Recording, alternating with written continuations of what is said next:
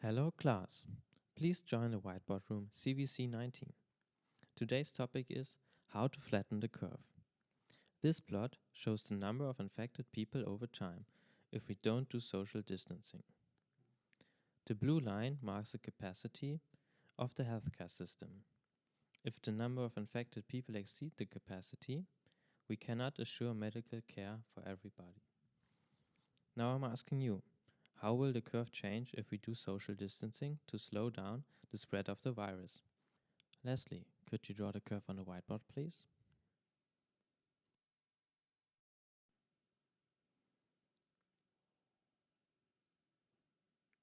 Perfect. This was a demo of a real-time collaboration whiteboard. With schools closing due to the coronavirus, teachers are facing new challenges. They have to do their lessons online, for example with video conferences, but they are missing a central element of teaching in classrooms, blackboards or whiteboards.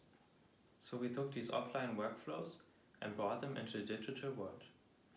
Our app is web-based, so it's accessible to every student. It works on every device, even on a virtual reality headset. It's free and open source, so try it out.